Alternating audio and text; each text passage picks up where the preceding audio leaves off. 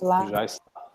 Obrigada, Fábio. Acho que, então, eu já vou começando a dar as instruções iniciais, enquanto o pessoal está entrando. E aí, na sequência, você pode entrar, Marquinhos. Né? Então, Ok. beleza, eu queria dar boa noite para todo mundo, dar as boas-vindas, né, para o Provocações GAN, que hoje a gente está com o tema Martech, a tecnologia a serviço do marketing. A duração do evento é de 1h30. Vocês podem enviar suas perguntas aqui no chat. Eu vou separar todas as perguntas e no decorrer da apresentação e do bate-papo, a gente vai priorizando as que estiverem dentro do tema. Antes de começar, eu queria agradecer aos nossos patrocinadores, né? O Google, a Globo, o Grupo Jovem Pan e o UOL, e aos nossos apoiadores, que é a PP, Meio Mensagem, Promark, a agência Tripé Digital e a Nation Films. Então, acho que agora, com vocês, o Marcos Costa, né, nosso diretor de novos negócios da Hard Design, também membro da diretoria do GAN, ele vai falar um pouquinho sobre o tema e vai apresentar o nosso convidado para vocês. Bom evento para todo mundo. Marcos. Obrigado, Tita. Boa noite a todos. Estou vendo aqui umas pessoas conhecidas já, agradeço a presença de todos. Bom, o nosso convidado aqui, acho que não precisa de muita apresentação, mas em todo caso, vamos lá, né? Davi Lalum tem uma extensa carreira na publicidade aqui no Brasil, à frente de grandes agências como a Wanderman, a Young, depois a VML Young & Rubicon, e agora, mais recentemente, embarcou numa nova aventura como sócio e CSO do Distrito, à frente, aí, liderando uma parte muito interessante aí, com grandes inovações, à frente das techs, liderando aí toda essa parte do Distrito, que é um grande hub de empresas. E nós estamos aqui para ouvir um pouquinho, né? A Tita falou que a gente vai falar um pouquinho de Martech. A ideia é a gente começar a trazer um pouco esse assunto para o nosso dia a dia de agência e entender de onde que vem e como que isso vai impactar futuramente nas nossas vidas. Então, acho que o Davi vai começar fazendo uma breve apresentação inicialmente. Davi, fica à vontade para você falar um pouquinho mais de você e começar a sua apresentação. E depois a gente parte para as perguntas, então. Fechado. Obrigado, boa noite. Obrigado, Marcos. Bom estar com vocês hoje, obrigado pelo convite, fico lisonjeado, honrado poder conversar um pouco sobre esse novo momento. Assim, acho que a ideia hoje é conversar um pouco sobre alguns movimentos estruturais de mercado e negócios, tá? Principalmente quando a gente pensa nos seus clientes, né? Então a gente tem esses clientes mais com olhar de transformação digital, vocês usam cliente, ou tem cliente, né?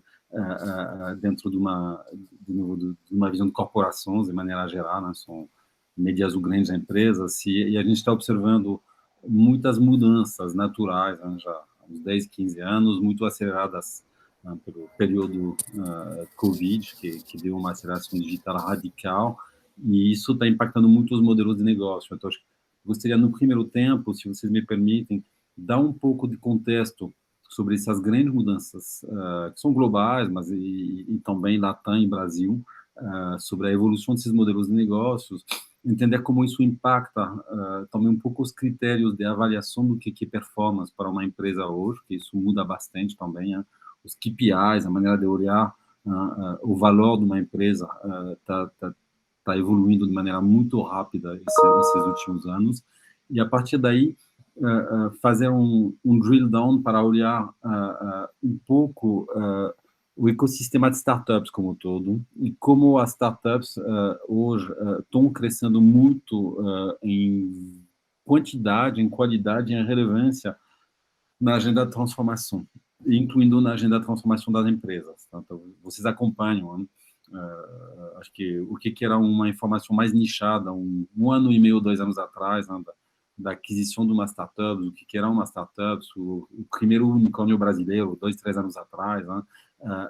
essas notícias vão se multiplicando. E elas vão se multiplicando porque o ecossistema de startups está virando um insumo muito grande, tanto para a geração de novos modelos e novos negócios, mas também para ajudar na transformação digital das grandes empresas. Então, não é por acaso que algumas empresas adquirem no ritmo de uma startup por mês já há uns 2, 3 anos, e são exemplos de geração de valor, tanto para seus clientes, com uma visão de customer centricity muito forte, mas também para os acionistas, de maneira geral. Então, acho que é um pouco isso o panorama, e para acabar a apresentação, falar mais especificamente de Martech, tá? Porque a gente tem um ecossistema de Martech muito rico no Brasil, a gente tem quase 800 Martechs no Brasil, ecossistema crescendo em maturidade, e que está trazendo muitas possibilidades de soluções para profissionais de marketing, no sentido amplo, e que também, isso era uma coisa que a gente olhava de maneira um pouco exótica, há 2, 3, 4 anos atrás, e um pouco randômica também, era difícil, você acabava se conectando com startups, porque você conhecia alguém do ramo, porque um ex-cliente seu foi para a Silicon Valley e voltou e decidiu ter uma ideia e ter a coragem de empreender. E hoje em dia, na verdade, você pode fazer esse scouting, essa busca de startups, essa conexão com startups de maneira muito mais científica, porque já tem um número suficiente de startups e uma maturidade de startup que permite usá-las em quase todos os quesitos de evolução do seu marketing. Então, eu quero falar um pouco também desse panorama de Martech no Brasil, e aí depois, obviamente, acho que vai ter um tempo útil e espero para conversa, para perguntas, trocar ideias, tá? Então, se vocês me permitem, vou aqui passar uma apresentação rápida que vai cobrir esses 3 pontos, e depois vou tentar ser bem rápido o objetivo para nos deixar o tempo da troca, que acho que é o mais interessante, tá bom? Vou dar um share screen aqui. Legal, vamos lá. Vamos lá. Me falam se funciona. Espero que sim. Deveria. Tá entrando. Tá bom. Então, vou pôr no modo de apresentação. Acho que vai. Tá bom. Então, a gente vai falar um pouco de novo de startup, o que eu até nem usei a palavra na introdução, mas de inovação aberta. Tá? Inovação aberta é que você começa a basicamente usar uma visão mais aberta, no sentido fora da empresa, para ajudar na transformação. Tá? E como isso impacta a transformação das COPs e, inclusive, das agências, dos ecossistemas de marketing como um todo. Tá? Então, tem um slide só apresentando o distrito para situar vocês, e depois a gente só vai falar do mercado. Tá? O distrito ele é uma empresa que começou inicialmente com uma visão de investimento anjo no primeiro tempo. Depois, com esses investimentos, formou uma comunidade de startups, no sentido bem básico, que era o encontro de startups, de novos empreendedores, fisicamente locais, onde a gente estava recebendo startups. E há 3 anos e meio, a gente shiftou para usar uma tese do que essas startups podiam ajudar na transformação digital de corporação. Então, hoje, 70% a 80% do nosso negócio está focado em ajudar empresas na sua agenda de transformação digital, tanto para aspectos de catch-up, no sentido ir atrás de tudo que está acontecendo, mas também de criação de novos vetores de crescimento, novas receitas, novos modelos de negócio. E a gente usa o insumo de startups para fazer isso acontecer. E a gente faz isso a nível, de novo, de empresas, pessoas, tem um aspecto cultural muito forte, de aprender essa mentalidade e as práticas e os processos de inovação, e também a sociedade, que a gente tem muitos programas de impacto. A gente tem grande déficit, por exemplo, de desenvolvedores no Brasil, então a gente tem um programa que a gente criou, que chama 1010, onde capacita a educação de pessoas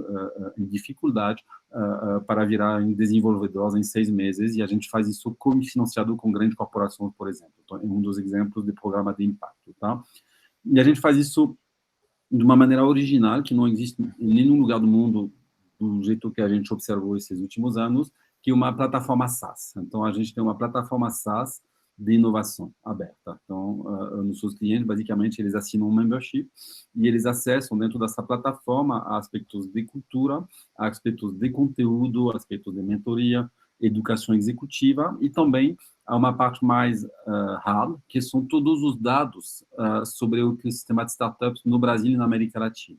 A gente tem hoje monitorar 15 mil startups no Brasil, mais 15 mil na América Latina, e para cada uma dessas startups a gente tem mais ou menos 200, 250 data points por startup. Isso nos ajuda a fazer de novo essa conexão com startups de maneira científica. Tá? Por isso que a gente fala de uma plataforma profissional de inovação aberta suportada por dados, e em complemento a essa plataforma SaaS, a gente tem Squad de inovação, que é basicamente uma consultoria ágil que ajuda nossos clientes a fazer uma inovação aplicada. Então, a gente tem Squad para ajudar em vários temas. E a principal função dessa Squad é o ajudar em desenho de governança de inovação ou em conexão e implementação de soluções de startups, tá?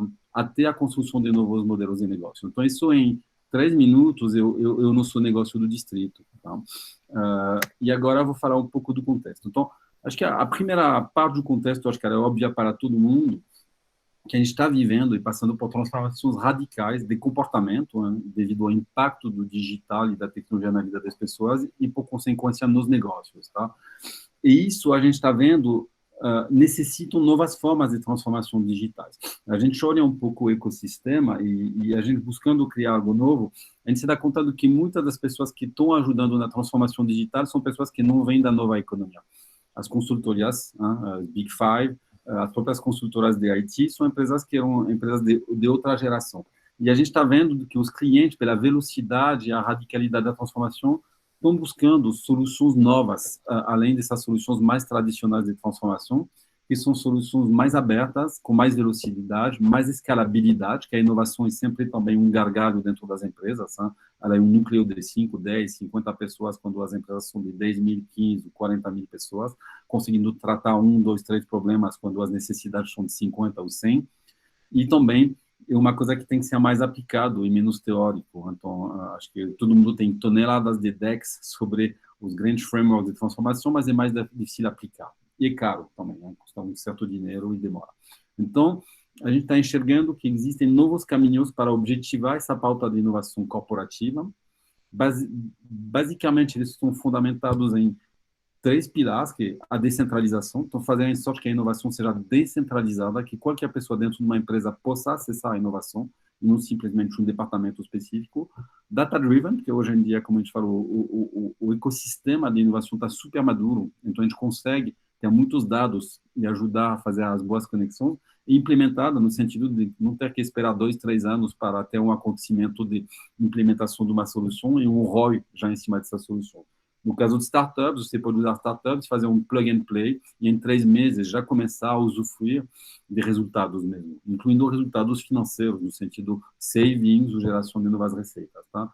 E esse novo empreendedorismo, a gente está falando de 15 mil, 16 mil, na verdade, startups no Brasil, ele gera milhares de novas soluções tecnológicas que, de alguma maneira, já estão prontas, porém ainda muito desconhecidas das corporações. As corporações não sabem muito bem como navegar nesse ecossistema de startups. Tá? O segundo ponto de contexto é que a gente está falando, os modelos evoluem muito. Então, a gente está vendo em quase a totalidade das corporações, aí todo tipo de segmento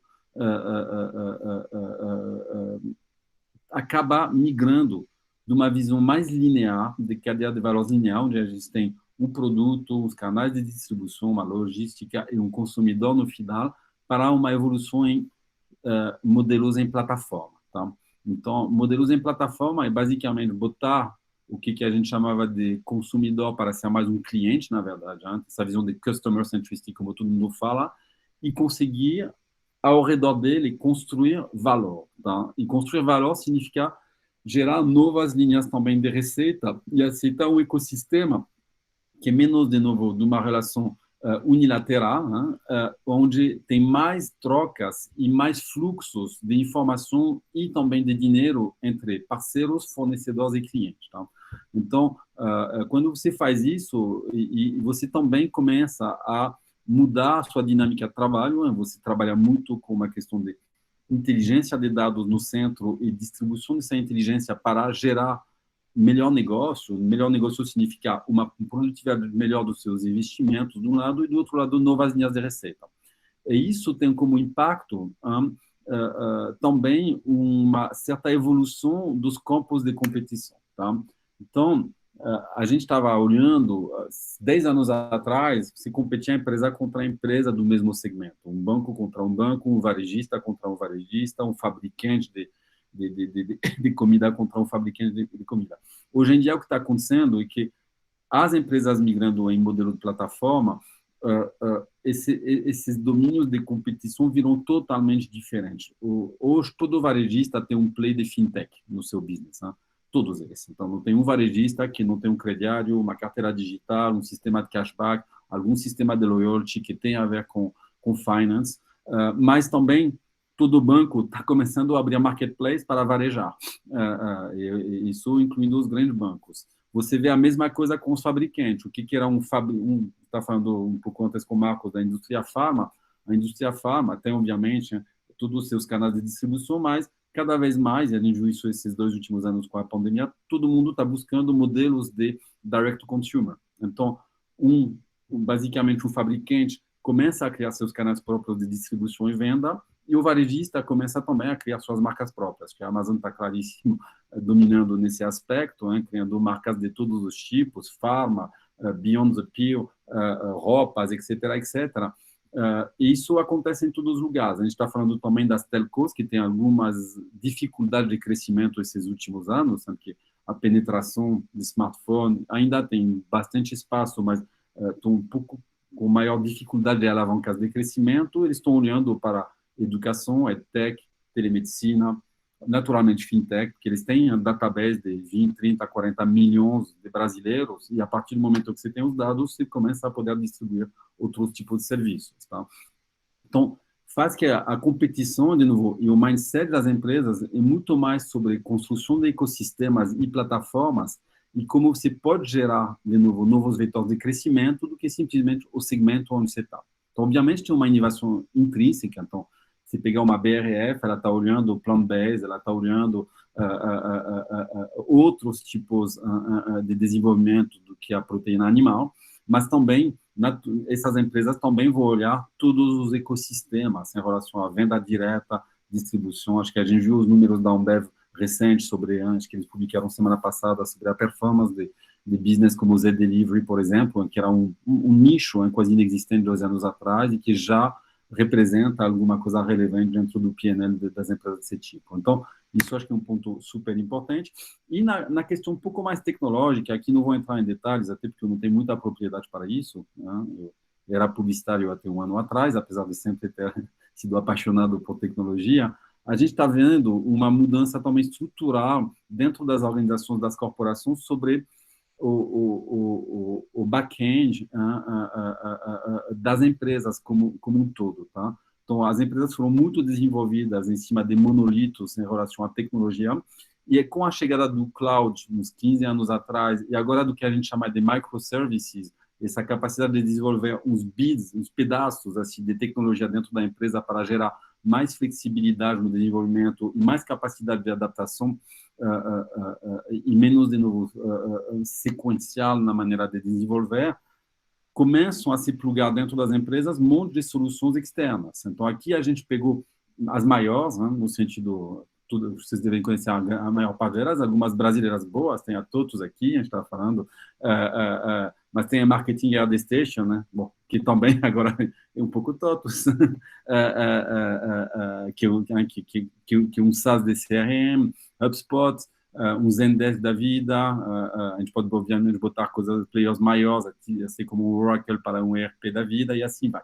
Mas esses ecossistemas, aqui eu botei, de novo, os principais, isso vai estar se ampliando com todo o ecossistema de startups. Então, onde você tem 10, 15 bolinhas por corporações hoje, 20, você vai ter, do seu ponto de vista, 200, 500 daqui a 5 anos. Você vai poder plugar coisas muito menores e muito mais específicas. Tá? Então, isso te gerar a possibilidade de implementar de maneira mais simples soluções externas que vão potencializar seu negócio. Tá?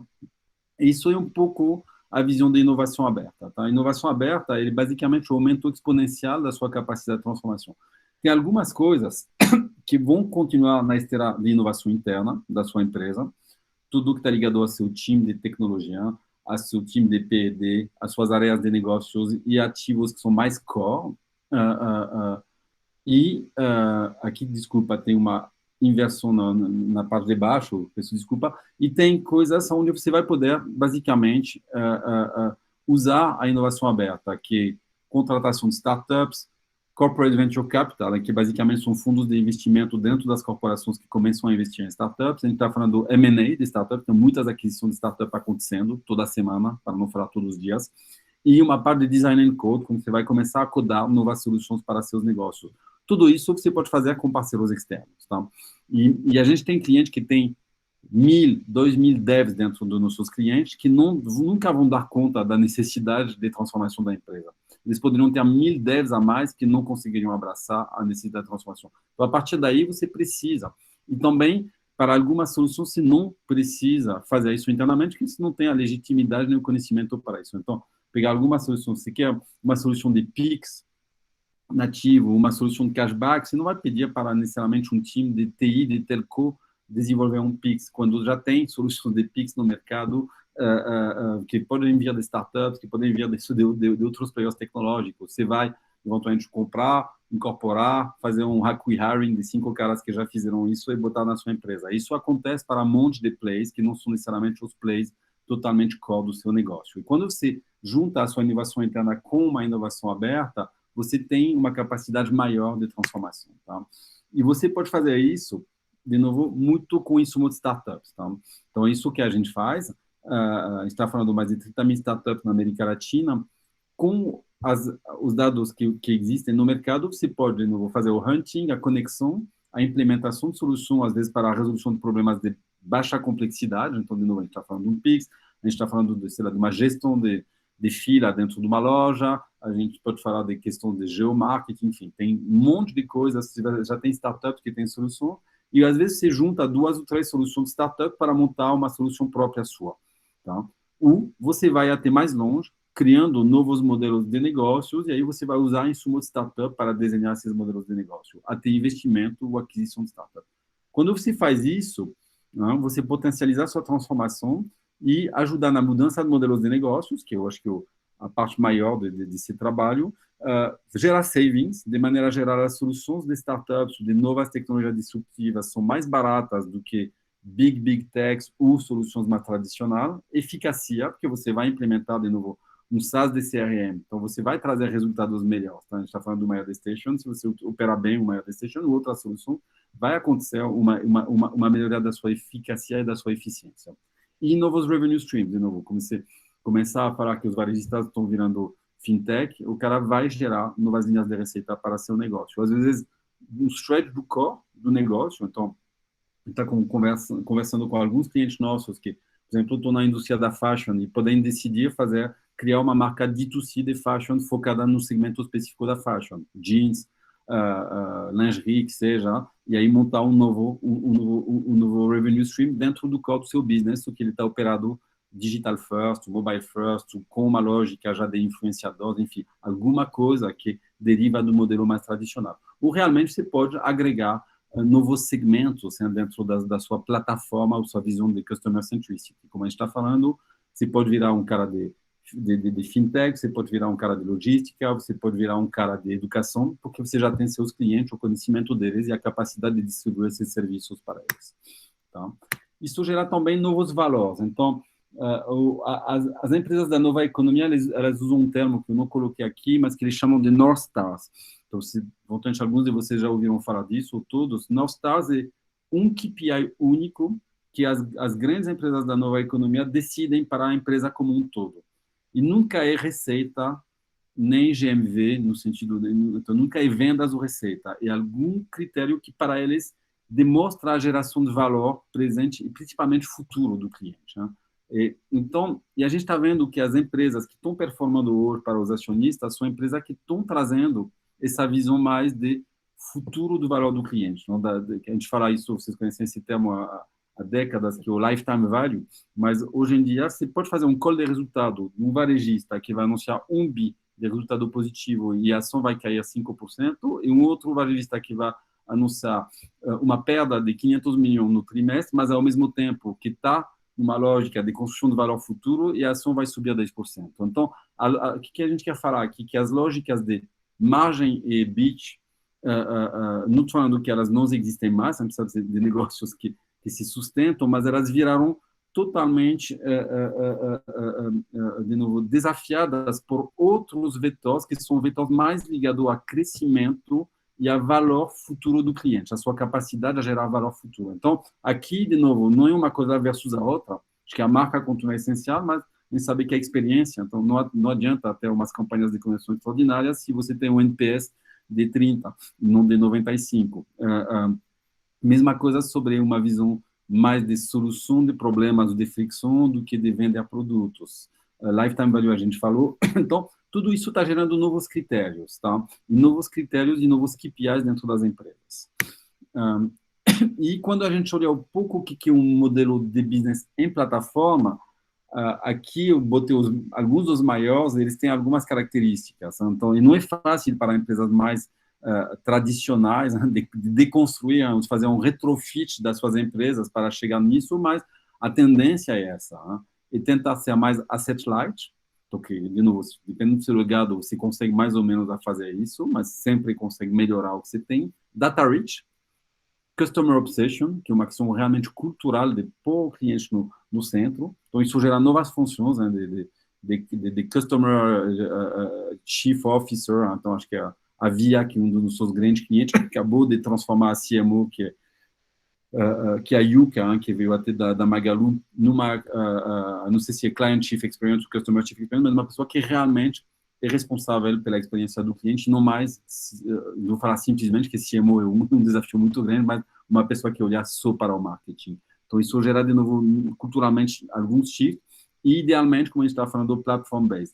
Aqui é a definição, mais ou menos, que é uma plataforma, que estava falando, e que um business em plataforma é um business que vai gerar vários cruzamentos e fluxos entre consumidor, produtor, o que é o owner do business e parceiros, tá? Então, são vários fluxos. Aqui não tem todos os enigmas das flechas, mas pensam do que, de novo, no TikTok vai ter geração de conteúdo do content creator para a plataforma, mas também do consumidor para a plataforma, e tem fluxos tanto de informação, tanto de conteúdo, tanto de financeiros, de várias maneiras dentro do sistema como um TikTok, e a mesma coisa com o Airbnb, tá? Então, e o que a gente está vendo? A gente está vendo do que, a gente está falando de valor, mas isso acho que não é novidade para ninguém também, que esse shift é um shift muito radical sobre quais são as empresas mais valiosas no mundo. Então, naturalmente, na China, isso aconteceu esses últimos anos, a gente está vendo, naturalmente, o Alibaba, um Tencent, enfim, tem cada vez mais empresas, de novo, de visão de plataforma, que estão entrando nessas empresas mais valiosas na China. Estados Unidos é a mesma coisa, se a gente pegar o top 10, a gente tem 2, 4, 6 empresas que já vêm ou da nova economia, ou estão trabalhando em cima de visão de plataforma, e está acontecendo na América Latina na mesma velocidade, tá? Então, Mercado Livre, Magalu, eu acredito do que Nubank já entrar rapidamente, né, com a valuation quase acima de 140 bi dentro desse quadro. Eu acredito que daqui a 5 anos a gente terá também nos 5, 6, 7 empresas de nova economia ou de shift em plataforma, porque Magalu era uma empresa que tinha uma ação a R$1 em 2014, eu acho, um 15, né? E hoje tem uma empresa que vale uns 120, 130 bi. Então, tem capacidade de pivotar ou shiftar também esses valores. Então, e isso, a gente está vendo isso também, né, com empresas brasileiras, né, indo para fora, né, fazer seus IPOs, né, no Nasdaq, que gosta, né, acolher uma boa empresa brasileira, e esse boom das empresas de tech, né, incluindo alguns de Martech. A gente viu isso com a Eletromídia, no início do ano, que fez um IPO e puxou R$800 milhões para investir, e começou já a ir para as compras, né? Comprou semana passada o retrasado da Ultimídia, e assim vai. Então, a partir do momento que tem um elemento tecnológico de percepção, mais do que percepção de realidade dentro do business, a Enjoei, né, que é um bom exemplo brasileiro, né, que foi criada por um diretor de arte, e a parceira dele também uns, sei lá, 10, 12 anos atrás, e que hoje é uma empresa que tem um valuation de 2 bi. que começou realmente com uma premissa muito singular e de uma maneira genuína. Então, isso está acontecendo com uma velocidade muito grande sobre essa visão. E a gente está vendo também, então, que a gente está falando também isso rapidamente com o Marco, sem ser muito específico sobre o Venture Capital, a gente não está aqui para falar de Venture Capital, mas os fundos de investimento que gostam de investir com mais risco em cima de projetos que estão mais ligados à transformação, inovação e tecnologia, estão chegando muito forte na América Latina e no Brasil. Então, estava dando alguns dados que vêm pela frente, mas a gente tem uma atividade de investimento em Venture Capital no Brasil incomparável esse ano com o ano passado, que a gente vai simplesmente de ano a ano dobrar ou triplicar os investimentos de Venture Capital. Só nesse semestre, primeiro semestre desse ano, a gente está falando de 5,2 bi de dólares, então 30 bilhões de reais investidos em startups, é assim que se traduz no Brasil, 30 bilhões de reais investidos em startups no Brasil. Então, e a gente enxerga, na verdade, com nossas projeções, que isso só vai crescer, e crescer até de maneira exponencial para os 3, 4 próximos anos. Então, eu falo do SoftBank, que acho que quase todo mundo conhece aqui, grande investidor das maiores plataformas digitais, WeWork, Uber, etc. São caras que chegaram no Brasil poucos meses atrás, decidiram começar a investir no Brasil poucos meses atrás de maneira ativa, e já colocaram 1,2 bi de dólares no Brasil em 3 meses. Então, é uma atividade muito, muito rápida. E aí eu vou falar um pouco do ecossistema de startups no Brasil, se vocês me permitem. Então, acho que a primeira coisa que a gente sempre se lembra, estava lendo um dado hoje sobre Facebook e Olimpíadas. O Brasil foi o terceiro país com maior engajamento no Facebook nas Olimpíadas. Tá? Então, a gente continua tendo essa propensão a abraçar o novo e o digital de maneira extraordinária no Brasil, né? Onde tem uma capacidade de adaptação nos seus comportamentos, de abraçar a novidade muito forte. A gente está vendo isso com o Pix. Né? Acho que não tem um número exato do Pix no Brasil, mas a gente está lá em 100, 150 milhões de usuários de Pix em 4 meses, 5 meses. Né? Uma coisa que virou praxe para todo mundo.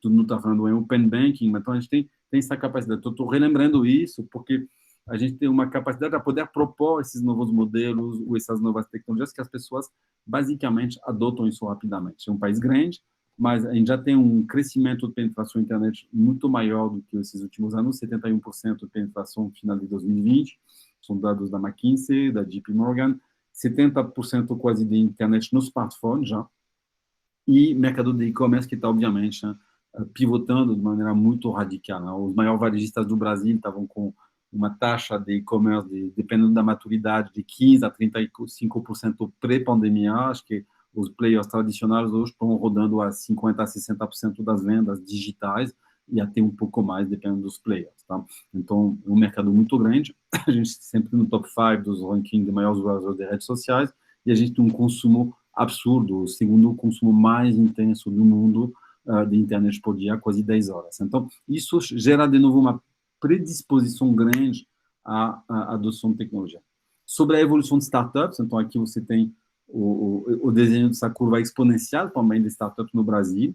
Então, a gente tem um CAGR, CAGR, um crescimento anual de quase 30% ao ano. Tá? E isso que eu acho que vai continuar. Obviamente que em algum momento ele vai se equilibrar, mas acho que o momento da pandemia também gerou muita reconversão de gente indo para novo empreendedorismo nesse momento, ou por necessidade, ou simplesmente por vontade, e o fluxo de capital que eu estava comentando 5 minutos atrás também vai gerar muita demanda, muita possibilidade para esses novos empreendedores. Né?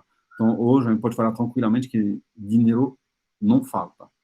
Tá? Então, para esse tipo de negócio, não falta. Acho que os investidores não sabem onde pôr o dinheiro, essa é a realidade.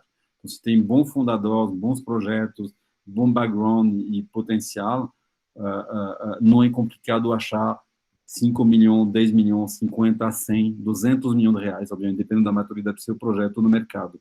Não é difícil, tá? Pode parecer uma loucura, mas não é. Então, a gente está vendo esse ecossistema crescer até 25 mil startups no Brasil até 2025. Tá? A gente estava comentando desses números, 5,2 bi no primeiro semestre, né? Então, olhando só essa comparação que é interessante, né? 14 bi em 10 anos, 5 bi em um semestre. Tá? Então, essa é a exponencialização do investimento em venture capital no Brasil. E a gente está enxergando, né, e falando de um dos sócios do SoftBank, a gente enxerga que cerca de 2 anos a gente pode ter até 30 bi por ano. E os setores mais quentes, naturalmente, fintech. Né? Então, a gente está vendo mais dinâmica de aporte, né, em fintech. Né? Por quê? Porque são plays mais exponenciais. Hoje a gente tem uma correlação, por curiosidade, que o valor de um cliente em fintech, né, ativo e o semi-ativo, porque é muito difícil sempre saber quais são os ativos ou não ativos dessas novas empresas, mas ele vale mais ou menos R$ 1.000. Então, um milhão de clientes, 1 bi de reais. Se tem 10 milhões de clientes, você tem uma empresa que vale 10 bi. Então, a fintech tem esse lado muito exponencial e, como a gente está falando, ele é o mais transversal. Acho que qualquer tipo de segmento, a partir do momento que ele começa um comércio direto, pode ter um play de fintech. Tá? Então, o retail cresceu muito, acho que muito pelo fator pandemia, essa necessidade de digitalização de e-commerce. Saúde também, naturalmente, tá? E a gente teve um epifenômeno, que não é tão epi assim, das PropTech. A gente não sabia que o real estate ia bombar tanto nesse período, mas bombou muito. Então, muitas empresas também estão pivotando modelos, né, de agência imobiliária para a experiência. Então, estou vendo a Vitacom, que acho que era a maior incorporadora do Brasil, começou a lançar produtos como Housing, que são produtos que você vira participar de uma comunidade, pode ir de um prédio a um outro, ter serviços dentro do prédio, então é quase um Airbnb assim, dentro de plataformas imobiliárias. E educação, né, que é um grande problema e uma grande oportunidade ao mesmo tempo no Brasil, né, que está crescendo muito. Então, e dentro disso também temos Martech e Insurtech, porque o Brasil está aprendendo a usar o seguro de maneira geral esses últimos anos, até pelo contexto um pouco mais nervoso e arriscado do Brasil esses 5 ou 7 últimos anos, um pouco mais estável de maneira geral. Então, M&A a gente estava falando, então acho que a gente vai estar no ritmo esse ano de quase um M&A a cada dia e meio,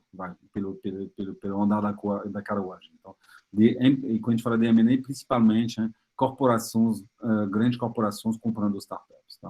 Não necessariamente só isso.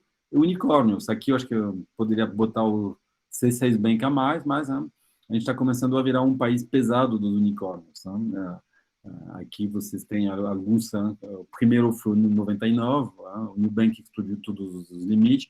Madeira, que é um business bem interessante, eu imagino que é um business direct to consumer, obviamente, de imóveis e cuidado da casa, de maneira geral, é um business que já vale quase 10 bi de reais.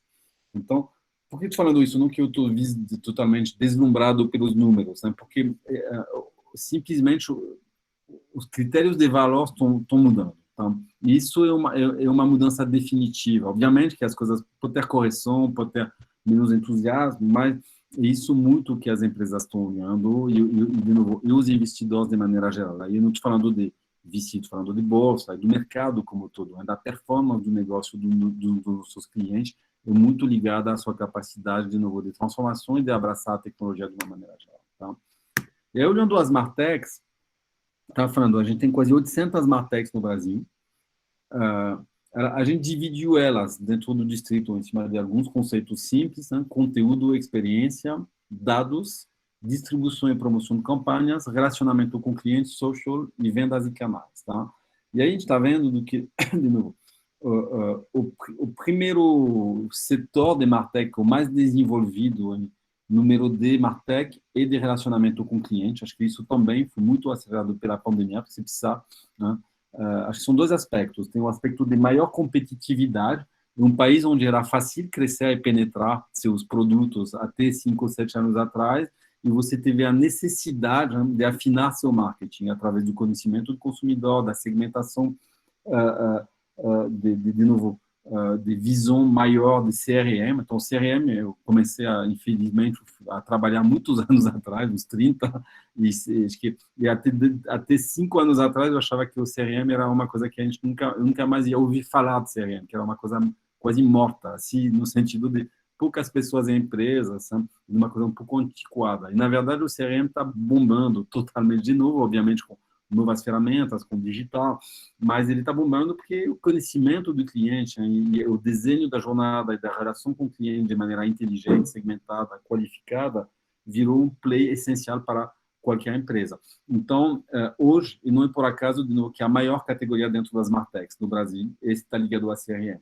Depois, a segunda maior é distribuição e promoção de campanhas, que também, através da digitalização do e-commerce, você precisou achar canais alternativos do que os canais diretos e físicos para isso. Então, isso bombou também toda essa possibilidade, depois vendas e canais, conteúdo, experiência, dados e social. Tá?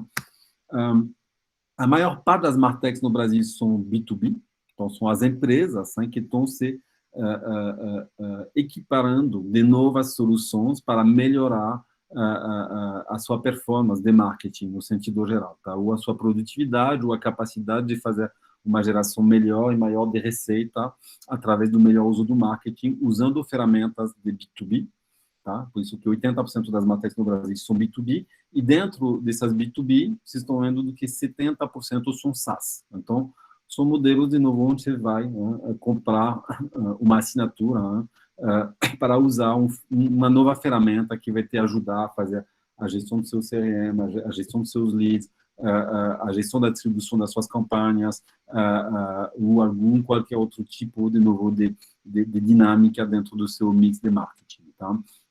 Logo depois disso, a gente tem Marketplace, também, de marketing B2B, e Pay-per-use, Advertising e Subscription Based. Tá? Aqui, é interessante ver também um pouco a maturidade, a gente está falando disso. Então, obviamente, tem um monte, e naturalmente o maior número de empresas está com poucas pessoas. Então, a gente tem, sei lá,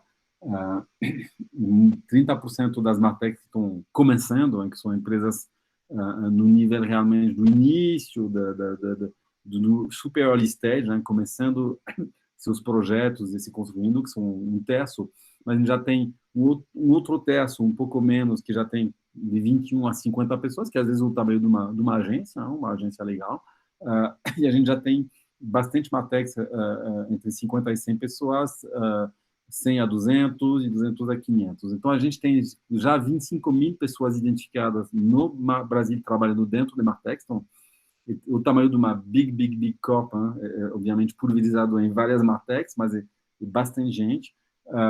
E aí a gente tem o breakdown em cima das categorias. E em relação ao investimento, não coloquei aqui o último número, mas esse ano começou muito forte. A gente estava com muitos dias acontecendo nesse início do ano, mas é um segmento que está atraindo cada vez mais investimento também. Tá? O de M&A, o de investimento de venture capital. Tá?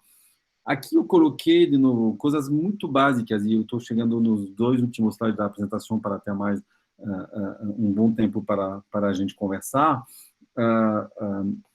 Muitas possibilidades, botei agências, mas poderia ser anunciante, aqui acho que não tem mais fronteiras, às vezes as coisas são a mesma coisa, tem uma house, tem o próprio departamento interno, dependendo de como se organizam os anunciantes, mas em relação à produtividade, tem muitas soluções existindo, tá? De automação, dentro da produtividade eu poderia ter botado de coisas de robotic, RPA, robotic para automação, produção em escala. Então, quantas startups tem no Brasil de produção de vídeo em escala, por exemplo? Isso é sempre uma dor quando você tem que escalar a segmentação dos seus clientes e começar a segmentar e fazer 1000 vídeos diferentes. Você pode fazer isso com AI, na segmentação, nos testes, na capacitação de novo, olhar os resultados desses testes, saber, e a própria edição sendo feita por AI, novos modelos de trabalho, então, todo mundo fala em Agile, Squad, Scrum, Kanban, etc., mas tem muitas ferramentas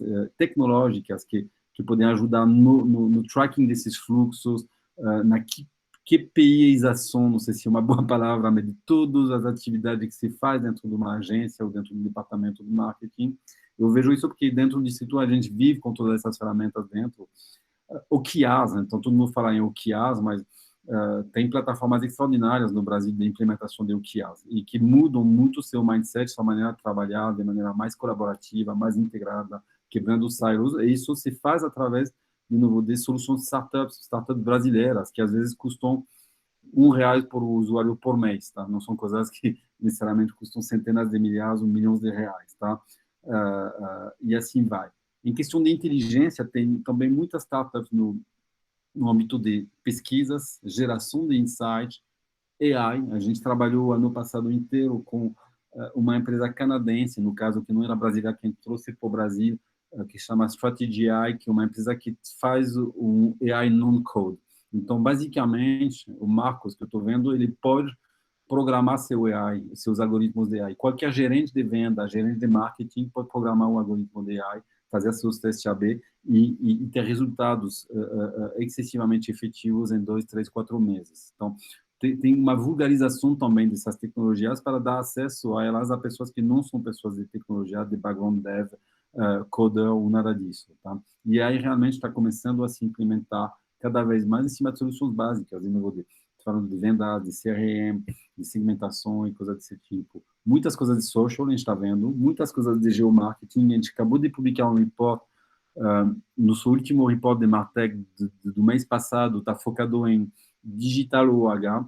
Tem muitas coisas acontecendo muito interessantes, de novas maneiras de distribuir as mensagens, jornadas traqueadas, como você faz, de novo, a medição também do digital OH através de geolocalização, do impacto em cima, de novo, também da região do bairro, da visita em lojas, perante o que se colocou. Então, você começa a ter algumas ferramentas super interessantes, naturalmente na questão do digital OH, muito correlado com o mobile, onde se começa a fazer cruzamentos super inteligentes. E muita coisa de Big Data, naturalmente. Tá? Em relação a ROI, desculpa, a gente tem muitas coisas de Data-Driven Decision, que estão ligadas a AI, uma boa parte delas, mas não só a AI. Muitas ferramentas de CRM e vendas, a gente viu. Automação, também de maneira geral, para ir buscar seu ROI. Chatbots. A gente viu algumas startups, a gente acabou de fazer uma premiação dentro do setor de startups, de todo tipo de segmento, e dentro de startups de Martech, a gente premiou uma startup super interessante brasileira, que está começando a chegar a uma visão de Media Mix Modeling, que é sempre um grande quebra-cabeça para as agências ou para os anunciantes. Né? Então, começando a trazer soluções bastante relevantes e práticas de desenho de Media Mix Modeling. Isso em startups, de novo. Programática, tem muitas soluções super interessantes, não necessariamente para Big Corps, tem umas empresas incríveis brasileiras de programática para Small Medium Business, onde você basicamente automatiza seus bids, conseguindo consolidar Face, com Google, enfim, várias plataformas ao mesmo tempo com uma visão única, fazendo bid, que começam com R$100, R$500, R$1.000, e-commerce e gestão de leads, tá? E para a inovação tem muitas coisas também, tá? Para gerar, de novo, um plus de criatividade. Tem bastante coisas de AR/VR, tem também coisas dentro do Digital OH super interessante para a criatividade, tem bastante também Martech de marketing sensorial, de gamificação, tem muitas coisas que você pode fazer com drones, com novo tipo de displays, que também estão sendo desenvolvidos no Brasil, ou até como o uso tecnológico através de startups de nova maneira de construir a influência. Então, ou como micro-influências, tem algumas startups interessantes nesse aspecto, ou como construir, de novo, novas redes de influências. A gente tem alguns clientes nossos que nos chamaram para alguns desafios de, por exemplo, usar seus próprios funcionários, seus clientes, como rede de influência, e como você constrói, de novo, tecnologicamente, esse ecossistema, por exemplo. Então, aqui são alguns exemplos disso. E aí, de novo, aqui é um frame, por exemplo, pegando um business de agência, o que você pode buscar. Então, Talents of the Grid, tem startups para isso. Banco de imagem colaborativo, tem startups para isso. Uber de criativos, tem startups para isso no Brasil. Hub de colaboradores, tem startups para isso. Análise de performance de peças, tem. E assim vai, tá? Não vou citar todos eles aqui, mas fazendo um apanhado de novo, fazendo o assessment de algumas questões. Obviamente, tem coisas mais complexas e coisas com menos disponibilidade, no sentido, eventualmente, menos players de startups para isso, mas você consegue chegar, de novo, não significa que sempre você vai precisar de uma startup para resolver um problema de negócio, mas eu queria mostrar um pouco a abundância de possibilidades de soluções, e que todas elas são transformativas e agregam valor de maneira geral a sua jornada de transformação do seu marketing ou da sua agência. Então, aqui isso queria demonstrar de novo a granularidade das soluções. E é isso. E aí, só para fechar aqui, a gente enxerga aí sempre o Brasil, que tem todos os seus desafios e problemas, mas com um lugar de grande potencial econômico sempre. Tá? Então, eu sempre enxergo o Brasil com um lugar de abundância, comparado, eventualmente, porque eu vim da Europa, que sempre tem seus problemas também, está eventualmente melhor equilibrado em muitos aspectos, políticos, sociais, etc., mas a potência e o potencial do Brasil é sempre extraordinário. É um mercado gigante, tanto do ponto de vista profissional quanto econômico. A digitalização acelerada da economia está gerando mais expectativas de recuperação. A gente está vendo isso de novo através do que a gente viu de PIB até nova ordem para esse ano, que nos surpreendeu positivamente, apesar de novo de muitos problemas e muitas questões nesse país. Problemas e ineficiências estruturais no Brasil que fazem que em todo o setor da economia tem oportunidade de melhoria. Então por isso que a gente enxerga também isso com a possibilidade de abundância. Ainda a gente não está muito customer-centric, ainda falta qualidade, ainda falta ferramental, então isso gera oportunidade, na verdade. Isso é oportunidade nesse aspecto. E a gente tem um rápido crescimento da penetração digital, como a gente viu, que vai continuar, apesar de novo de ter desaquecido um pouco esses últimos tempos, por eventualmente falta de acesso. Mas isso está sendo picado e muitas novas soluções estão chegando. Então, a gente enxerga que aqui tem um solo fértil muito grande para a inovação, de maneira geral. Tá? A gente tem uma nova classe de empreendedores no Brasil excessivamente qualificados, então isso acho que a gente tem um benchmark em relação à criatividade e empreendedorismo, apesar de todas as barreiras que a gente pode ter para empreender no Brasil, e a gente tem muito acesso a capital, que a gente estava comentando. Então, a gente tem uma preponderância, havia muitas startups sendo criadas e trazendo essas soluções para corpos e para agências, tá? Que, de maneira geral, são soluções melhores, não sempre, mas mais rápidas, mais baratas e com impacto um pouco mais rápido. Então, isso, a gente tem uma visão sempre positiva, né, desse ecossistema de transformação, tá? E a gente enxerga realmente startups como um dos propulsores da economia brasileira dos 10, 15 anos, tirando os unicórnios, mas de maneira geral. Né? E também, quando a gente fala em startups, acho que a gente pode conversar um pouco sobre definir o que é uma startup, mas acho que qualquer novo empreendedor vai criar uma startup, porque até uma padaria vai ter que pensar na distribuição local dos seus produtos, né? Além do espaço físico que ela vai criar. Não tem, acho que um novo empreendedor no Brasil que não tem alguma dimensão de tecnologia dentro do que ele vai fazer. Tá? Então, acho que tudo vira startup de uma certa maneira. E o Brasil faz parte desse ecossistema global de inovação e tecnologia.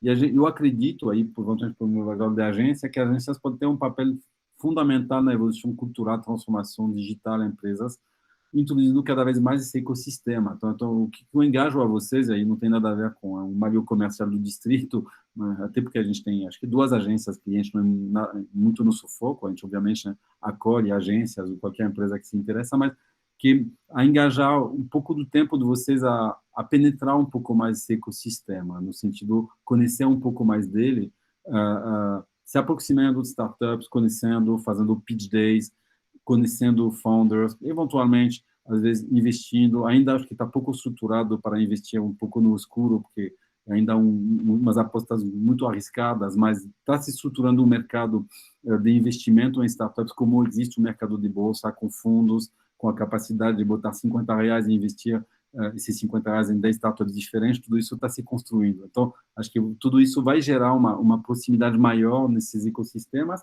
e testar algumas delas. Acho que a inovação ela é também uma dinâmica de experimentação, que às vezes é difícil para as corporações aceitarem o conceito de experimentação, mas é uma realidade. Você precisa experimentar, tudo não é 100% garantido em resultado, mas que garantido que se não experimenta, dificilmente seu negócio vai continuar prosperando ou até existindo nos próximos anos. Então, a nossa busca é provocar todo mundo a não ignorar a força desse movimento, que a gente acredita redefinindo um pouco do futuro da transformação das empresas. Eu acho que é isso. Vou Davi, dar a minha apresentação aqui. Muito bom. Parabéns. Muitíssimo obrigado aí. Acho que você conseguiu resumir nesses minutos aí algumas centenas de bilhões de dólares ou não sei quantos mil petabytes aí de trabalho e de, enfim, inovação e tudo mais.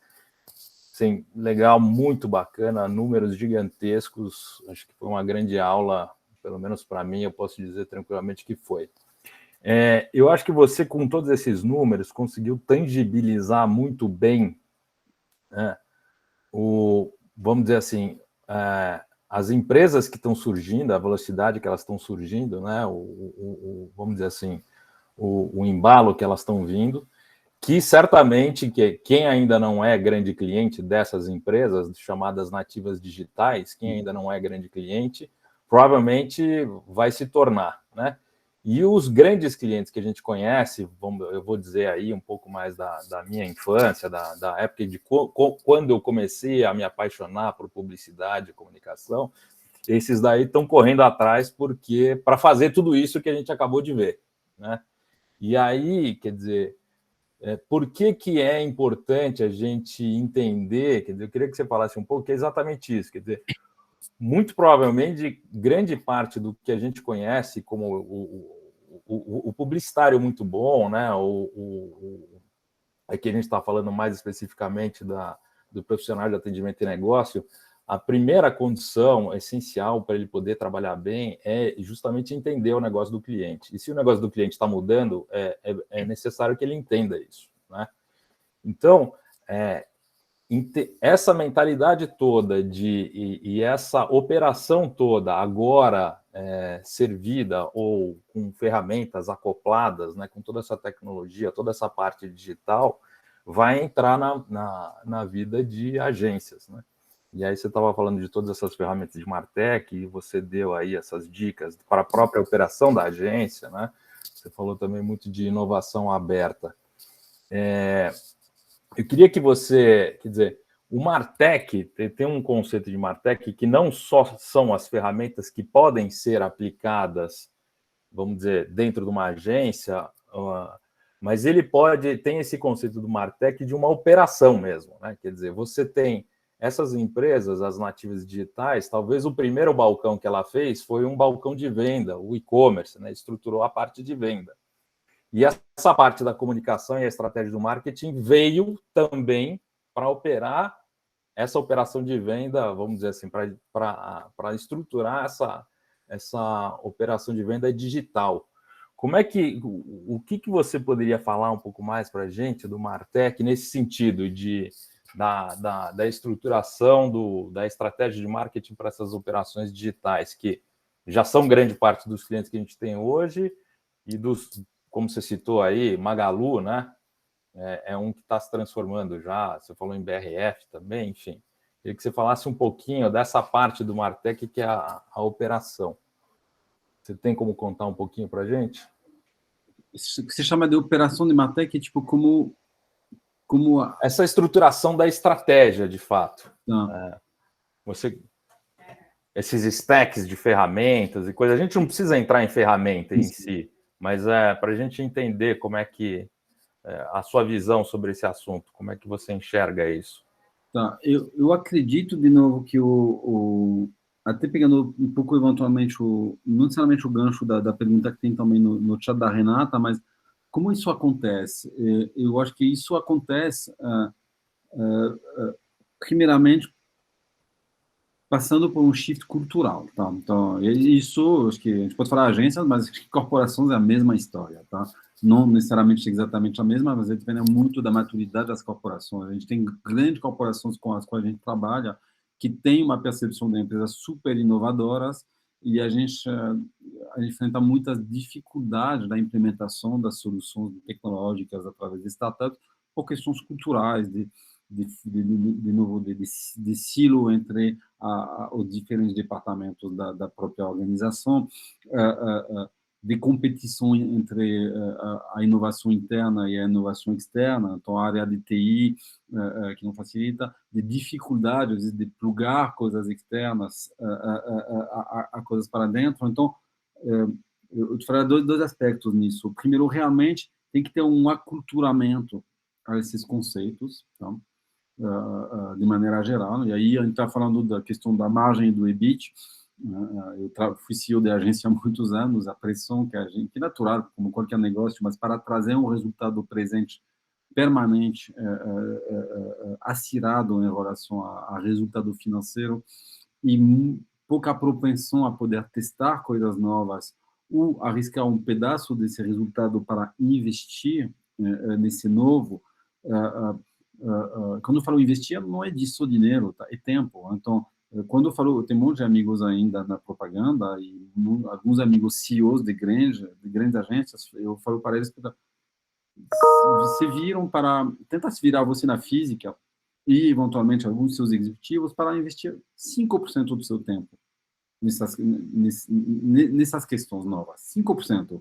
Participar de uma live, de um evento, passa um pouco de tempo de educação, faz sei lá, um XBA da Startse, que custa uma grana, mas custa 10 vezes menos do que qualquer pseudo-formação executiva, com todo o respeito do MIT ou da Stanford, que se vulgarizam muito, etc, etc. Então, seja de novo, seja R$1.000, R$5.000, R$10.000, ou 2% do seu tempo, ou 5% do tempo, acho que tem uma necessidade de investimento para um aculturamento, para entender cada vez melhor os conceitos e conhecer o ecossistema, conhecer as pessoas que trabalham com isso, não achar que essas pessoas, de novo, porque eu fiz isso há muito tempo, achando que eles tinham muita pouca relevância perante o tipo de negócio que eu tinha, porque a realidade está se demonstrando muito diferente, né? Tipo, tem empresas que eu conheci desse tamanho e que hoje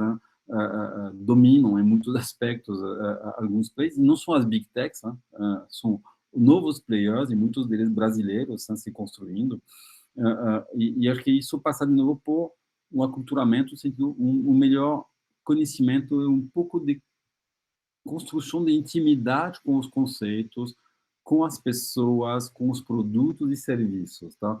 Antes disso, é muito difícil porque senão você vai receber essa construção desse stack de Martech, ele vai bater muito com, aí voltando um pouco que a Renata está falando, a sensação que você já tem tudo dentro e que você faz dentro um jeito de fazer que as pessoas de fora não entendem e que, apesar de disfuncionar, ele é melhor do que tudo que tem fora, tá? E eu acho que a gente passou muito por isso, tá? Eu acho que no caso, de novo, das agências, eu acho que a principal barreira, o desafio, a palavra pode parecer um pouco chocante, assim, acho que é o ego, tá? De maneira geral, tá? No ego no sentido acreditar que tem uma maneira de fazer que tem que perdurar sempre em cima de tudo. Falou isso, eu estava lá, né? Tive uma conversa com o CEO de uma das 2, 3 maiores agências do Brasil. Quando eu cheguei no distrito, fazer uma diversão de 2 minutos, depois eu volto ao assunto. Mas eu tinha de novo, muito desconhecimento em cima de muitos aspectos de inovação, mas eu tinha, pela minha idade avançada, que já chama melhor idade, eu tinha bastante experiência em gestão da empresa. Acho que a Yang era uma empresa de 500 pessoas, que fazia uma receita grande, enfim, tudo relativo, obviamente, comparado com corporação, e com gestão de gente. E no distrito, sendo uma startup, tinha muita disparidade de senioridade de gente, tinha meninos que tinham 22 anos e que eram um head de um departamento que começou com 19 no distrito, e outras pessoas que eram pessoas que tinham tido trajetórias um pouco mais randômicas e que topavam uma aventura de startups, apesar de já ter tido CMO e não necessariamente ganhando um salário de CMO, mas eventualmente um quarto desse salário, mas topando. Então, a gente tinha muito tipo de gente diferente, com background diferente, e eu nunca fui muito disso, mas quando eu cheguei lá, eu falei, putz, acho que eu ofereci um coaching para todos os líderes do distrito, que são os 10, 12 head e o C-level, tá? Deve ter 4 ou 5 C-level. E eu, ainda mais um pouco genuíno e neutro, comecei a dar coaching para todas essas pessoas uma vez por mês. E a gente teve conversas extraordinárias, né? Eu me ajudou a entender, obviamente, a empresa onde eu estava começando a pisar e virando sócio, e, do outro lado, ajudar a empresa a costurar a sua governança, a sua dinâmica de trabalho. E aí eu estava comentando isso para um CEO da agência. E ele me falou, mas você fazia isso como CEO da Yang? Eu falei, não. Eu falei, mas por que você não estava fazendo isso? Eu falei, putz, acho que eu não sei. Eventualmente porque eu era CEO no distrito, eu não sou, mas eu acho que a real é que eu acho que tem uma carga de ego nas agências que faz que, eventualmente, essas conversas elas são mais difíceis de ser provocadas, no sentido da pessoa se abrir mais naturalmente e falar, putz, aqui não está funcionando, aqui não está, etc. Então, tem que ter um estado de espírito, um mindset aberto nesse aspecto, tá? E não necessariamente de proteção. Dois, acho que isso é um desafio de equalização com os clientes, aceitar testar coisas, tá? E que não necessariamente isso vai trazer um resultado perfeito imediato, porque sem cultura de teste e de erro e acerto, a gente não consegue abrir muito essas novas frentes. E sempre é desafiador, porque a campanha tem que ser perfeita, entrar no alta dia, etc. Mas acho que tem espaços para gerar um pouco mais de experimentação. E depois tem uns trade-offs, né, que para fazer isso, você tem que incorporar, para incorporar essas soluções, você tem que aceitar mudar as suas organizações. Então, é simples assim, tá? Porque você não vai ter as mesmas pessoas fazendo as mesmas coisas. A partir do momento que você traz, de novo, uma ferramenta SaaS de programática. Então, vai mexer com sua organização de mídia, com sua execução de mídia, com o papel de um gerente aqui ou lá, estou dando um exemplo X, automação, ferramentas de automação de produção com AI, então você não vai passar pelo RTV, pela produtora X, você vai se jogar na mão do menino de 23 anos, que vai te parecer estranho, que obviamente que não tem todo o background e a checagem que você poderia ter, mas que, afinal das contas, vai te trazer uma coisa potencialmente muito interessante, mais escalável, mais rentável, mais inteligente para seu cliente. Então, eu acho que as barreiras são principalmente emocionais no primeiro tempo, e de sair da receita, né? No todo sentido da palavra, da receita, de como você faz o seu bolo, e também do controle da sua receita, de saber onde você gasta, o que você vai receber, e começar a mexer um pouco nesses modelos, assim. Mas uma vez que você começa, eu acho que as coisas elas se estabelecem e se comprovam eficientes de maneira geral, tá? Não sempre, né? Não estou falando que é uma garantia, mas elas trazem coisas melhores em bastante aspectos. Mas acho que a grande história é cultural. A segunda é ter dentro das agências, do ecossistema das agências, as pessoas de tech. Não tem muito... E diferente de, às vezes, a semântica, e não quer fazer disso uma coisa de moda, mas não de IT, no cara de tech, tá? Uma pessoa um pouco mais nova, não necessariamente na idade, mas também na mentalidade, onde realmente você vai olhar todos os seus departamentos e ver os elementos de tecnologia que você pode incorporar para melhorar o que você está fazendo. Eu acho que se não tem uma introdução mínima de tech, tá? E é um pouco de galera que sabe, não necessariamente sabe codar, mas entende um pouco desses ambientes, é difícil também, porque aí você tem realmente um choque um pouco, incluindo no entendimento dos conceitos das conversas. Mas é fácil, tá? E pode começar com coisas muito simples. Estou falando de pesquisa, putz, em vez de gastar, não falar que não dá para gastar ou investir no Ibope 500 mil, R$ 1 milhão por ano, mas tem muitas alternativas possíveis, ainda que não necessariamente, no caso do Ibope, não estão ainda aprovadas pelo SEMPO, coisas dessas, mas tem muitas maneiras de fazer, muito diferente. Tá? Existe em todo. Soluções de RH, por exemplo, tem sempre essa questão da capacitação dos executivos, de agência, a transformação digital. Então, você vai fazer um Hyper Island, enfim, uma Berlin School, de novo, coisas com Google, etc., etc. Putz, tem plataformas brasileiras ou gringas que custam 80 a 100 reais por usuário por mês. Então, um investimento de R$ 1.000 por pessoa por ano, que são plataformas onde você tem todo tipo de trilha de educação possível, executiva, de novo, de mudança de processos para ir para mais agile, a aprender a codar, a aprender a criar tal coisa, custa 80 reais por mês, entendeu? E às vezes a gente botar um curso, de novo, obviamente que em algum momento você vai ter que criar um curso extraordinário para um cara que vai custar $10 mil, tá? A gente tem sempre essas conversas. Mas você consegue abraçar 100, 200 pessoas por R$ 100 mil de investimento, entendeu?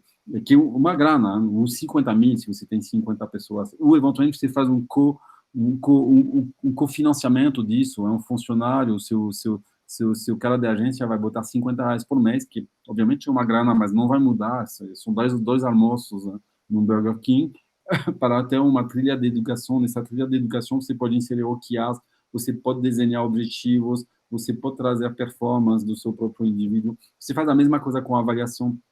Então, a gente usa, no distrito, dezenas, mas literalmente dezenas dessas ferramentas, tá?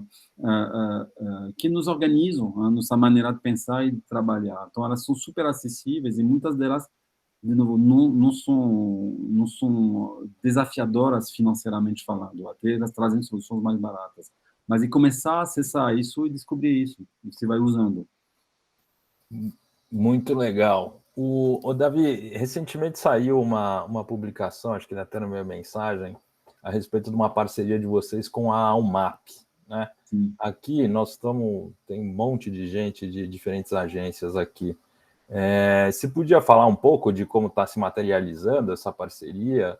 Não sei se você pode abrir alguma coisa, mas enfim, só para a gente entender de uma forma mais concreta aí alguns exemplos. Sim, tranquilamente. O Almap é boa porque os caras fazem uns bons anúncios rapidamente quando eles fazem a parceria com a gente. Então, não que seja a única agência com a qual a gente trabalha, mas como a gente falou, não sou foco não em agência, mas com o Almap a gente está fazendo algumas coisas. Bom, a primeira coisa que a gente faz é um assessment, né, no sentido de entender um pouco os desafios da empresa, isso com a agência ou como qualquer empresa, tá? Os desafios da empresa, no caso da agência, tá? Dentro disso, entendendo isso, a gente vai fazer uma priorização, né, dos assuntos que a gente acredita que a gente pode tocar com inovação aberta a startups. Tem assuntos que a gente não fazem sentido, né, que vão se resolver internamente, ou com um merge, ou com uma contratação, que seja, mas não com inovação aberta. E então a gente faz a separação, né, dentro da esteira do que a gente acredita que startups podem responder ou não responder. E disso a gente pegar de novo dose e oportunidade dentro da empresa, tá? No caso da Almap, a gente tem uma parte que está interna, então basicamente de novo, melhorar o fluxo de produção, melhorar o controle de novo, pode ser coisas de novo hard, né, no sentido do controle de horas, tu fala a pior coisa do mundo, tá? Mas que não seja pior, mas enfim, coisa desse tipo. Há coisas um pouco mais ambiciosas, um pouco mais estratégicas, que podem estar ligadas, de novo, a uso de modelos mais avançados de mídia, em relação, de novo, à programática, à mídia, a mídia mix modeling e coisas desse tipo. Então, mas são aspectos internos. Então, a gente faz um drill down e escolhe 2 ou 3 batalhas que nos parecem ser alcançáveis rapidamente. Tá? Então, ok. E a partir daí a gente desenha os desafios e a gente começa a conexão com startups. Então, preciso dizer que a gente chama isso de um seek and solve, né? No sentido de você enxerga, faz o assessment do problema, tem certeza da definição clara do problema ou da oportunidade, não necessariamente problema, e a partir daí a gente começa a fazer um scouting, um hunting e uma seleção de startups que podem responder a isso, e a gente vai até o desenho de POC, né? Proof of Concept, para poder implementar essa solução dentro da agência. Então, tem tudo uma parte interna. E tem uma parte externa, que basicamente, como a gente ajuda nessa questão da relevância, você estava falando, né, Marcos, que os clientes estão em transformação, putz, então, se eles a Almap usam bem a gente, eles têm uma capacidade a gerar valor para seus clientes através da inovação que a gente pode trazer. Então, e para a gente, isso às vezes abre portas, não que a gente precisa, mas às vezes pode ser complementar para alguns clientes da própria agência. Tá? Falando que a gente precisa, porque nosso modelo já é um modelo bastante agressivo comercialmente, a gente contacta todas as empresas, é um modelo de SaaS, então a gente precisa expandir rapidamente, um modelo de hipercrescimento que a gente tem.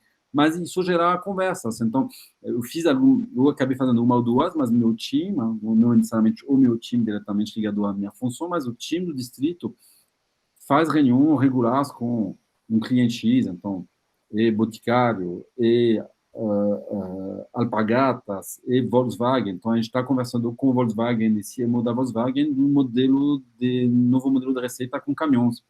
Então, isso veio, a algum momento, aí eu estou dando um exemplo de uma coisa que é um pouco distante de marketing, da função de uma agência, mas, no caso, pode se desenvolver mais nesse aspecto. Então, não sei necessariamente o CMO da Volkswagen, porque eu não participei dessas reuniões, mas tem umas conversas assim, mais de novo, nova linha de receita, novos modelos de negócio, que podem dar em alguma coisa, podem dar em nada, podem dar na contratação do distrito pela Volkswagen diretamente, e a gente trabalha em conjunto sempre com a MAP, ou não dá em nada. e às vezes são coisas mais ligadas a marketing mesmo. Aí fica, nem fala que fica mais interessante, mas putz, uma ideia de campanha a gente pode utilizar tal e tal ferramenta. Ou uma questão que a Alpargatas tem sobre influenciadores. E aí, ok, então a Almap vai pensar numa ideia, o Almap recebeu um briefing de loyalty, no caso de um cliente que é uma realidade. Então, pegar esse briefing de loyalty, onde eles vão ter uma pegada criativa extraordinária, e a gente, eventualmente, em cima dessa pegada criativa, vai conseguir agregar startups que podem exponencializar essa criatividade ou trazer mais eficiência dentro do que eles vão pensar em cima do desenho de um novo clube de loyalty para um cliente X. Então, é um pouco assim que funciona. Uma parte interna e uma parte mais propositiva externa, de conexão com alguns dos clientes. Muito bom. Eu acho que, assim, nós estamos controlando um pouquinho o nosso tempo, mas a gente ainda tem mais alguns minutos aí para conversar. Agora, falando do perfil do profissional, você falou muito na cultura no mindset, né, Davi? Eu queria entender de você, quer dizer, para quem quer buscar um pouco mais de informação sobre Martech, sobre esse mercado, sobre ferramentas, que tipo de dica você poderia dar para quem quer saber mais do assunto, que quer estudar mais sobre todas essas novidades aí que você está contando? Aqui... Eu até vi, só para complementar a pergunta também, eu vi naquela entrevista que você deu para o UOL, eu achei interessante um comentário que você fez sobre o Elon Musk, sobre o que você falou. Aqui, isso é só para contextualizar também, mas você falou de um blog sobre a história de como ele pensa, né? Sim, agora tem um cara bom que vai escrever até uma biografia dele, que é um cara genial. Mas sim, porque eu acho que mudar um pouco as fontes de informação de maneira geral. Eu acho que pesquisando, bom, acho que é uma excelente fonte de Distrito. Tem um monte de conteúdos abertos, de graça, de report de Martech, o report de Retail Tech, etc., que é disponibilizado. Tem uma parte do conteúdo que é pagante. As newsletters estão de graça, então eu engajo todos vocês que falam isso, porque eu acredito, a maior fonte no Brasil sobre inovação aberta a startups, e a gente tem 35 pessoas que são dedicadas a produzir conteúdos, tá? Que são jornalistas ou analistas em cima disso. Então, e não só do Distrito, mas eu acho que aqui vocês vão achar já bastante coisas acessíveis de graça. Depois disso, eu acho que começar a construir seu repertório em cima de novos... Então, tem dezenas de newsletters que vêm de outros ecossistemas. Então, tem a Associação Brasileira de Startup, que chama AB Startup. A gente não tem concorrentes diretos, mas tem um monte de gente. Tem a EIS, que faz um trabalho bom, que tem alguns conteúdos interessantes. Às vezes são e-books, são playbooks. Na verdade, muito do nosso trabalho é construir o nosso mercado. Para construir o nosso mercado, a gente precisa educar o nosso mercado. Então, em muitas dessas empresas, divulgam de graça um monte de conteúdos. Tá? Então, acho que essa é a primeira coisa que acho que... Mas abrem um pouco o leque, começam a pesquisar, vocês vão achar que tem um monte de fonte de informação nesse aspecto. O segundo aspecto, acredito, de fonte é mídia mesmo.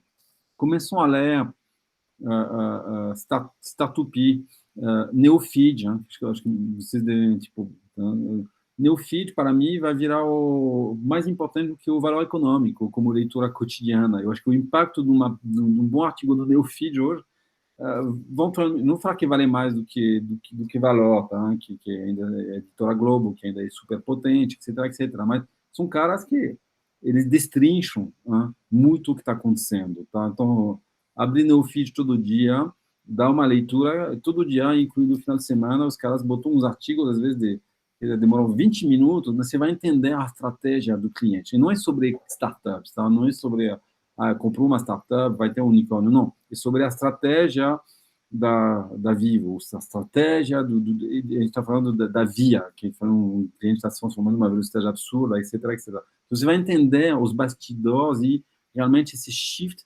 do mundo dos negócios, tá? Que é o mundo dos nossos clientes de maneira geral. Então, aqui vocês podem abrir, tem vários, tá? The Shift, que é um outro blog. Então, tem muitas referências assim de excelentes blogs brasileiros.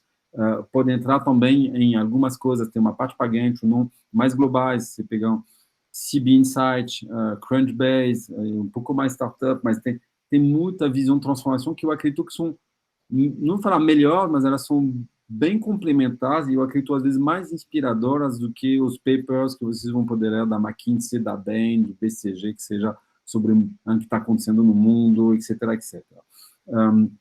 Tem um americano também que acho que para mim é o mais avançado, que no caso é um fundo de venture capital que chama A16Z, A16Z, do Anderson Horowitz, né, que esses caras também fizeram uma das melhores histórias de investimento em startups do mundo, e eles têm muitos conteúdos. Também eles têm uma visão de contribuir, a gente sempre tem uma visão de contribuir ao ecossistema, educando o ecossistema. Então, isso é a primeira coisa. 2, não hesitam a investir um pouco, né, de dinheiro na própria educação de vocês. De novo, se conectam a Startse, não que seja de novo, Startse é conhecido pelos eventos, né, pelas viagens no Silicon Valley, etc. Mas os caras têm, às vezes, produtos, como eu estava te falando, específicos, né, que é uma trilha, às vezes essas trilhas de educação são de graça. Estava falando, tem trilha de educação sobre Corporate Venture Capital de graça, por exemplo. Então, e quando o investimento não é necessariamente um super investimento. E o NPS dessas trilhas de educação são gigantes. Acho que os top executivos que fazem, de novo, o XBA da Startse tem um NPS de 98%. Tá? E são caras que já viajaram para a China, você pode fazer isso online e em 5, 10 semanas resolver muitas coisas de entendimento, né, que te faz evoluir de maneira também, não falar exponencial, mas estrutural sobre esse entendimento dessas coisas. Então, acho que eu também engajo, que às vezes são investimentos relativos, né, para essa história, porque tem uma questão, eu estou vivendo isso na pele, né, quando eu cheguei no distrito, eu já trabalhava com eles há muitos anos, como fornecedores da própria agência ou dos nossos clientes, mas eu quase morri primeiras semanas, de não entender nada, né, tipo, as siglas, o ambiente muito diferente do ambiente da propaganda. E aí, obviamente, eu me adaptei, sofri um pouco no início, e depois, não que eu pesquei, mas hoje, eu, até para poder de novo, seguir na minha função, no bom sentido da palavra, eu consagro, sei lá, 5 horas por semana, pelo mínimo, a ler nos seus reports, porque senão estou ferrado, eu não consigo ter mais uma conversa um mês depois com um cliente, com um prospect, com um veículo. Tá? Mas quase que tem também aquela coisa que você perdeu uma semana, a semana seguinte já mudou, né? Sim, quase que isso. Mas eu acho que como te falar, eu tem que se acostumar a liberar seu tempo para a sua educação permanente, tá? O jogo tem o Simon Sinek, que é o cara que inventou o SysFrame, que a gente usa muito em marketing, em planejamento estratégico de agência, o Why, etc, etc. Ele fala eu não me lembro do termo exato, mas a transformação é um jogo infinito, entendeu? Nunca para. Então, não tem muito o que fazer. Você também nunca pode parar. E de novo, é gratificante que você vai aprendendo mais coisas. Então, acho que a gente está falando desse investimento, né? Tem que investir 5 ou 10% do seu tempo para isso. Senão, complica. Né? Complica. E além de complicar, tirar um pouco do seu interesse do que você faz também. Tá? E tem muita coisa disponível mesmo. Muito bom. A gente tem espaço para mais uma perguntinha aí, Davi. Eu queria que você falasse, assim, fizesse uma avaliação no sentido de que, assim, enfim, você mostrou um monte de número, mas eu não consigo enxergar isso. Talvez você tenha mais facilidade. O quão maduro você acha que está o quão transformado está o nosso mercado tradicional? E o quão maduro está o nosso mercado digital, a ponto da gente começar a ter vamos dizer, um impacto bastante grande na vida de quem está na ponta das agências, assim. Eu digo, no sentido de, você colocou um slide lá, um dado momento, que hoje os times têm uma função de 10 pessoas, qualquer coisa assim, né? Tem muito mais capacidade de operação e de trabalho do que antigamente, né? Então, e vejo isso muito por conta da digitalização e da incorporação de ferramentas que ajudam a gente a melhorar a eficiência de tudo. Fazendo um paralelo, assim, quer dizer, que mundo que a gente está vivendo hoje? É um mundo já bem transformado aqui no Brasil? É um mundo que ainda vai transformar bastante, digo, dentro do nosso setor de comunicação e publicidade? Só para a gente tentar se localizar dentro dessa história. É difícil responder. Eu acho que a gente está bem no início ainda. Então, Tá. essa é um pouco a minha sensação. Eu acho que a gente está bem no início. Como tu falar, eu acho que, ao mesmo tempo, a tendência é uma aceleração forte, no sentido que, no início, que acho que se estica, acho que tem momentos de pivô, tá? Eu vejo isso também nas empresas, tá? E eu acho que ainda os modelos não pivotaram. A gente tem as peculiaridades do Brasil que a gente conhece, né, de modelos de regulação, mas, além disso, acho que tem também, dependendo de empresas que podem ser mais independentes ou mais ligadas a grupos, rolou muito a aversão ao risco e ao investimento no futuro, tá? Por que o cara vira unicórnio? O cara vira unicórnio, obviamente, que ele tem um modelo vencedor, pessoas de extraordinária qualidade, né? 70% dos unicórnios brasileiros, os mundiais, vêm de Stanford, todos engenheiros, tá? Não precisa ser de Stanford para ser um cara incrível, mas tu tem um framework de pensamento, uma capacidade de execução extraordinária, mas eles vêm muito também pela capacidade de investir em futuro, né? Tipo, você pegar a Uber, é uma pessoa que dificilmente ficou rentável até agora, tá? Mas, em algum momento, pivota e vai e domina. Foi o caso da Amazon, que passou até 5 anos atrás, não sei exatamente, mas não é uma empresa que fazia prejuízo, mas tinha investimentos o tempo todo para crescer.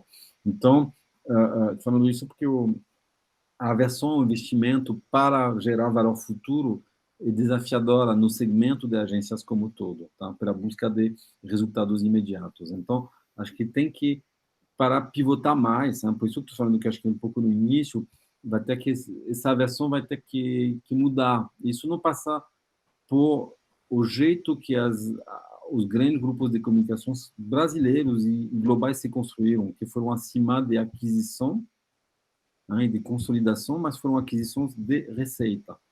Você compra receita, você não compra futuro, tá? Então, você compra uma empresa que já tem 10 milhões de receita, já tem 50 milhões de receita, já tem 100. Aí 100 mais 100 mais 100, você virá o terceiro maior grupo do mundo.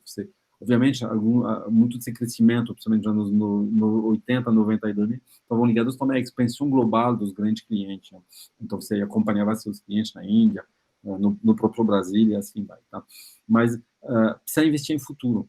E investir em futuro não tem um retorno de resultado, margem e EBIT imediato. Então, enquanto esse paradigma não tá quebrado, a transformação vai ser mais lenta do que necessária, eu acredito, tá? E acho que vai depender da cultura das empresas, às vezes não empresas locais, o globais, para abraçar isso. Mesmo nos movimentos recentes que eu vi no Brasil, então, a WPP fez uma super aquisição de uma puta empresa de tech legal no sul do país, e que tem impacto em e-commerce, em visão de CRM, etc. Mas ainda há uma aquisição, apesar de tudo, de receita, né? Que é uma empresa que já faturar, já tem 500 caras, etc, etc. Então, acho que isso é conseguir investir em futuro, tá? E não necessariamente com o retorno imediato. Aí as coisas aceleram mais, tá? Coisas aceleram mais. Muito bom, Dona Tita. Cumprimos o nosso horário. Cumprimos o nosso horário, David. Muito obrigada, gente. Eu agradeço mesmo. Foi um prazer. Obrigado. Muito obrigado, Davi. Obrigado por toda a sua explicação, seu tempo, todos os dados que você trouxe aqui para a gente. Tudo muito legal. Esperamos, numa próxima conexão, ter avançado exponencialmente aí nessa conversa toda. E seja bem-vindo ao GAN sempre, né? Exatamente. Sempre que quiser voltar, só bater na porta que a gente abre. Obrigado. Obrigado pela pela paciência. Obrigada a todo mundo, né? A Valeu, todos Davi. vocês. Obrigada, Tchau, Davi. tchau. Tchau, gente. abraço, Tchau, pessoal. boa Tchau, noite, tchau. gente. Tchau, tchau. Tchau, tchau. Tchau, gente. Boa noite. Boa noite. Boa noite. Ai, fecha. Nossa, a galera tava quase saindo já.